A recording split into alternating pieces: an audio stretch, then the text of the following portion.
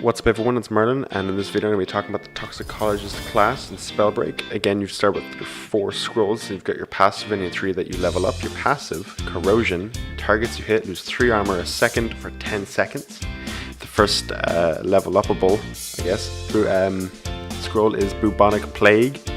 Your Poison Cloud bounces 1, 2, or 3 times depending on the level and leaves behind an extra cloud. Spreading Sickness, the next one. Targets take an additional 20, 30, and 40% damage from your attacks over the next 5 seconds if they have no armor. Works great with the Corrosion. And Vanishing Mists become immune to your Poison Clouds and gain stealth for 3, 6, or 9 seconds after entering one. So it's got some nice synergy with itself. Again, this really only works... well, it does work with other ones if you don't level it up. But if you decide to level up the class, your best bet is to use a Poison Gauntlet. So with your Corrosion, this is useful for every subclass, every gauntlet, because the targets you hit will lose 10 or 3 armor for the next 10 seconds. That's fantastic. That's losing about 30 armor at least, so you only have to do, on average, about 70 damage before you start doing damage to their health. If they've got max armor, that can work with absolutely every gauntlet, every secondary attack and primary attack and all that jazz. But your toxic gauntlet, your poison gauntlets, are going to be working best with this because you can add little puddles around the place, you can have your poison clouds around the place, and whenever they come into contact with one, they're going to start that they're either going to start that stack again for 3 armor for 10 seconds, or it's just going to keep going. Either way, they're losing an extra 30 armor after you do like 1 damage to them, which is fantastic.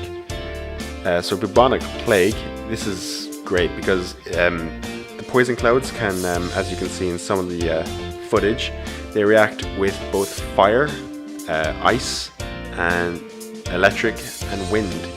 Granted, it really only works well with the wind secondary attack,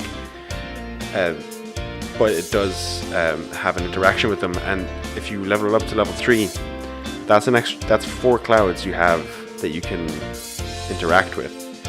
Again, if you've got your Bubonic Bounce level up 3 times and your Vanishing Mists, you can go immune for, even if you only invest 1 point into Vanishing Mists, that's 3 seconds after entering one, you could have up to 4 clouds.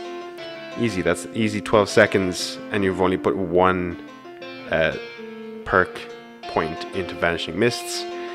Of course, if you go up to 9, then you've got 36 seconds of Invisibility, which is phenomenal, because you can just go into a Poison Cloud, do some damage, move to the next Poison Cloud, do some damage, maybe go back to the first one or go to another one, do more damage, and your enemy just won't see where you are at all. All the while you're putting Corrosion onto your enemy, which is fantastic, and you're spreading Sickness as well, because they're taking more damage from your attacks over the next 5 seconds. Well, eventually they'll be taking more damage from your attacks over the next 5 seconds, because eventually, thanks to Corrosion and you taking pot shots at people, they're going to lose a lot of armor real quickly. Spreading Sickness is great because you're doing extra damage. Extra damage is always pleasant. Targets take an additional 20, 30, or 40% extra damage. So even for your base attack, if you've got no gauntlet, roughly 10 damage, you'd see figures pop up on the screen. Then you're doing 14. That's at least 3 less. I want to say 3 less. Not 100. No, it'll be less than 3 less. Probably about 2 less attacks, but that's 2 less attacks you got to do out of an average 100 health. Anyway, for sure.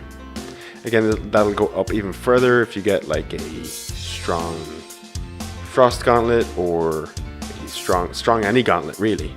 You'll do extra damage, up to nearly half extra damage. If you see any standard stone gauntlets, you'd see that you might do roughly around 30, I want to say 30 or 40 damage if you see in the footage. Adding almost half onto that, that's about 45 to 60, I think, damage in one shot. If they have no armor, of course, but because you'll have Corrosion, they're going to lose their armor pretty soon. according to the Reddit post listed, that I have listed in the description, bubonic bounce can even bounce around walls, not around walls, but off walls and into castles and around the room, which would be particularly nasty if you manage to ignite one or something like that, since it will just light the room like it's Christmas. The only real downside for the passive ability as well is that it takes 10 seconds to drop 30 armor, and if your opponent has no armor, then it's effectively a dead passive, simply because there's no armor to chip away at it. Once they do have no armor though, that spreading sickness ability that you can put some points into comes into effect, and that's just gonna increase the devastation around the place, and if you've got more clouds around the place, that's gonna do even more damage. All around, this is just going to do a lot of chip damage and a lot of dots, which is, as if you've watched my previous class video, the Pyromancer, I'm a fan of dots. Also, if you saw my last class video, you'd have seen that I go over a little bit of using the Gauntlet as well with the whatever class you choose, and with the Toxicologist you'd be using the Poison Gauntlet, which if you in the footage you can see that it's very much more like a shotgun than anything else. So with that Vanishing Mists you can get it nice and close, and if you can pair it up with the Bubonic Bounce, you can have multiple iterations of you going invisible to close that gap and get that high damage off, which is ideal because you want to exile them as fast as possible. I mentioned earlier that I can combine with the flame to make these high-powered, fiery pits of death, but I didn't really touch on the secondary wind that you can use. It creates sort of like a poison tornado, similar to the fire that you can see in some of the footage. And there's also the ice that I'm pretty sure you can see as well at some point. Basically, it creates this big impervious block. You can destroy it, of course. I'm not sure if I can say or if it's in the footage, but it can be destroyed and you can really turn it around on your opponents, which is ideal. Again, doing more damage, and damage over time is what this class is all about. So thanks for watching. Leave a like and a comment if you did like. If you disliked, leave a comment, tell me why. I can do a bit better. If you like the choice of music, again, leave a like. If not, leave a comment, as why not. All that other jazz. Subscribe for now, weekly Spellbreak content. And in the future, when the NDA lifts, it'll definitely be a couple of times a week. But for now, thanks for listening and watching, and good luck out there.